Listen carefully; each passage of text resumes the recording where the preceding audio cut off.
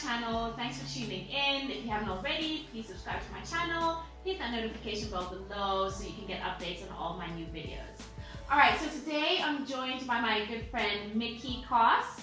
Hi guys. Hi. So Micky is a fellow YouTuber, local YouTuber, and so we know each other from the YouTube community. So today we're going to be chatting about something that, I don't know, is just very sort of like close to my heart and really important, that I feel that a lot of people are kind of experiencing but not necessarily talking about it, and that is depression and anxiety around social media. It's just such a almost touchy subject, because a lot of people are feeling some ways about social media but not necessarily understanding why they feel that way, and not really understanding how to cope or verbalizing it either. Talking about it, or it's not necessarily just about an individual feeling a certain way, or social media depression or anxiety. It's not seeing other individuals talk about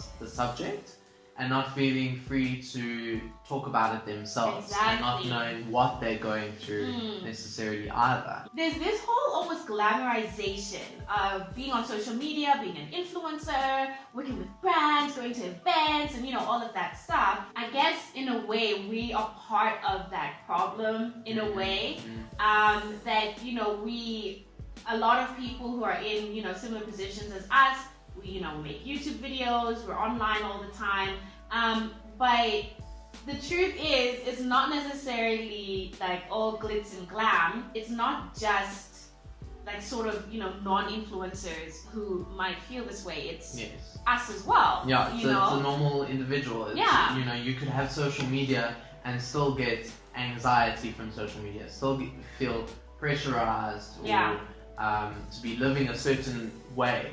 And showing certain things. But it's also understanding how it affects you as an individual, and the different ways it affects you, and just hearing other people talk about it. And I think when it comes from people like us who are creating content and are showing the glamorized version of our lives, it's important for us to talk about the nitty-gritties, or the negative sides of social media that we don't necessarily are open about. Can you share a bit of your story and what you were telling me earlier? So I went through a bit of social media depression, to the point where I stopped posting on YouTube. I was no longer comfortable in front of my camera. For a YouTuber, that's insane. To not feel comfortable in front of your tool that creates content for the rest of the world, or for social media, it's unheard of. I was checking my YouTube analytics every 30 minutes. I was on my Twitter every hour, on my Instagram every 20 minutes. It became so addictive. I used to be the type of person that bottled up failures or bottled up issues. And every time something negative happened to me, or a post didn't do well, or a YouTube video wasn't getting views, or I wasn't getting a brand deal, or I got a rejection from a brand, I would pile all of these things on top of each other until the jar got so full that it exploded. So I was like, there's something wrong with me. I'm doing something wrong. People don't like the way my personality is, don't like the way I look, or certain things like that. So when I took the break, I stopped Twitter, I stopped looking at my YouTube analytics. I even moved the app to somewhere hidden in my phone that would only make it more difficult to get to that app.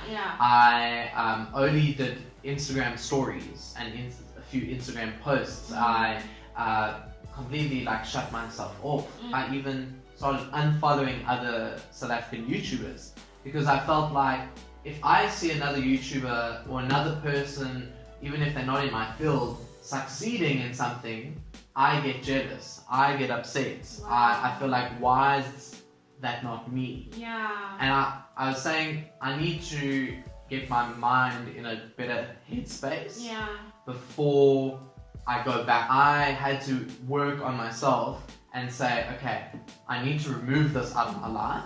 I started working at that and understanding that, and I now I follow other YouTubers, and I'm not upset when they get a brand deal or their posts are doing well. Following a friend or someone that you feel is doing better than you, so that you can reach a happy place in your mind that you're saying, that doesn't threaten me, that doesn't make me jealous, and I can follow that person without getting upset. Yeah. I took I think it was 7 or 8 months off of YouTube. I got to a point where I was feeling so much pressure. I was feeling so much pressure to create, to come up with something new, to, do something bigger and better. People till this day still come up to me, they're like, what's next? 30 up-dos was amazing. I'm like, yay, thank you. And it's like, so what's next? What are you gonna do? And it was just it just got so overwhelming. So I got to a point where I was just like, well, I've changed as a person. I'm not the same, girl, the same person as I was when I came up with 30 updos. And then I also became a mom. It changed me so deeply that for me, I was like, it's going to be a disservice to me as a person if I don't venture into this kind of content, because I felt so alone when I was pregnant. I had all these feelings of inadequacy as a mom before my kid was even born, and I was just like, I need to talk about this. My truth had shifted. It didn't make sense for me to stay where I was. So I kind of found myself in a place where I was just like, I feel like all these people, my followers and fellow influencers and other people who are watching my journey are still expecting the same kind of stuff from me. I just felt kind of paralyzed last year. I got to a point where, I kind of termed it content fatigue. I got content fatigue because I was just like, I don't know if I'm really feeling this right now, and I don't know, this isn't it's not true to me. Similarly to you, I was like, okay, I'm gonna stop because it's playing around in my head too much, and I didn't want to create. And so 1 month became 2 months, became 5 months, became I don't know how many months in total I was then off of YouTube. As a content creator, when you put your heart and soul into producing something, for me, that was also part of my thing and break from YouTube, because creating videos, guys, it's no joke, right? It's no joke. And especially me, I was such a perfectionist. I'm I would be so nitpicky about things, and then when I put it together, I spent all those hours conceptualizing, filming, editing, etc., and then I put it out there, and it's just it underperforms, or people don't comment. Apparently, Instagram is testing a version of the platform. I don't know if it's in Australia. Without likes. Without likes. It was in Canada. Without displaying likes. And they said it was because it seems like there's, especially the younger, the younger users are really starting to get affected by how many likes do they get on something, and that kind of thing. And I think the whole thing was that they were trying to make it make people focus more on the content rather than vanity metrics or popularity. Yeah, I think it's a good sort of start to just curate your feed. I think it was this year I made a conscious decision to unfollow accounts that don't sort of elicit joy and inspiration and good things in me. I recognize that in myself. I don't want to be scrolling on my feed and being feeling bad about myself in whatever way, whatever shape or form. The content that I'm consuming actually serves me in a good way, so that's really helped me, and that's what I'm trying to stick to. Yeah. Everyone is addicted to social media at a certain level. Yeah. And you need to also understand, where is it? Where am I on the scale? Yeah. What social media is bad for me? What is good for me? And just take it from there. There is that type of pressure to live an online life, to live a life where I'm on Instagram, I'm doing it for the gram. I felt like I needed to see everyone's posts. I need to be on social media. I need to make sure I'm up to date with everyone that I'm following, what's happening. I can't miss a post. To the point where I found myself glued to my phone, going through the feed and just not focusing on what needs to be done in my life, or seeing the negative side effect that has. That as a content creator, if you're watching this, realize that life happens and that you can't always be consistent. You can't always be on. And you can't always be on. Exactly. I think that's exactly it, because I think there is that pressure of always being on. You know, and for me, I realized I can't always be on, you know. I guess maybe you think that I am always on my phone, but if you meet me in real life, like if I'm talking to you, I'm talking to you. I really consciously make an effort to, you know, fully immerse myself in the moment. You know, and if I am going to take a photo for the gram or whatever, it happens right at the end, where it's just like, okay, we've talked, we've whatever, you know, connected, and we've done what we had to do, and then I will maybe document it later, if at all. Instagram in particular, it is the highlight reel of people's lives. I'm not going to bring out my phone and take a photo of my kid in the middle of a tantrum and I'm about to tear my hair out. You know, I'm not gonna do that, because it's not part of human nature, you know? Audit who you follow, because so I did that, and I still do that. It's okay to unfollow, you know, it's okay to unfollow, it's okay to mute if you don't want to unfollow, you know, just until, like you said earlier, until you get to a point where you're okay to see their content, you know? If you are following people you know are fake, why are you following them?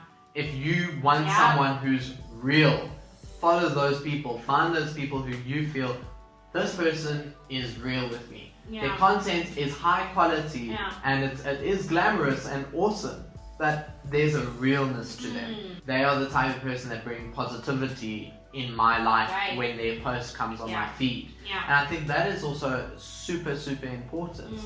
Be fine with failures. Understand that not everything will do well on social media. Understand that not everything works out the way you think it's going to work out. Failure makes you who you are, makes you able to grow. And it's okay. It really is okay. And to learn. Go a different route, a different direction, whatever it is. There's that quote where it's you know, comparison is the thief of joy. And it really is, you know, because you don't know what's going on behind the camera, behind closed doors in this person's life. So if they're showing literally the highlight reel of their life and stuff, and you're comparing your entire life to that one piece of content, it will never add up. There are people out there who are you know, they'll only maybe start talking to you, warm up to you when they find out that you have X number of followers. It's can we just talk as people? You know, has it gone to that point that certain people aren't worthy of conversations because they have less followers? They have less followers than me, or vice versa. It's become a popularity contest. It's like a popularity contest, and that for me, I think that's what really can get to you. It's one of those things oh yeah, don't be jealous of people, but it's also part of the human psyche and emotions. It's a genuine emotion. If you're jealous or envious or whatever, or just feeling inadequate. To learn to be happy with yourself first, and then to experience happiness for another person. I think that is a journey that people need to go through. It's easier to sort of project and be that's the problem, but a lot and this is what we ended up doing last year. We're no, we need to look internally and see what's going on up here, and you know, in our feelings and stuff. I realized I'm the common denominator here. You know, and that means that I need to fix myself. I need to look at it in a different way. I need to take a step back and look at things differently. Thank you, Micky, for joining me today on this chat. So I hope our tips helped you. I hope our stories have helped you, have inspired you to maybe, you know, just do a bit of introspection as well. And just also to start talking about it. At the end of the day, we're not bashing social media, obviously. You know, we're both content creators. Just as with every good thing, there's also a potential negative side, and just to be careful with that, because we've both fallen into you know, that sort of like pit. So yeah, let us know what you think about this video. Drop a comment below if you guys have experienced anything like this, if you have any questions for us or anything like that. Please remember to subscribe to my channel, hit the notification bell below, and give this video a thumbs up if you found it helpful. And yeah, check out my collaboration video with Micky, my other one, that's going to be on his channel. Yeah. So check that out. I'll put the link in the video and in the description box below. And I'll see you in the next video. Bye.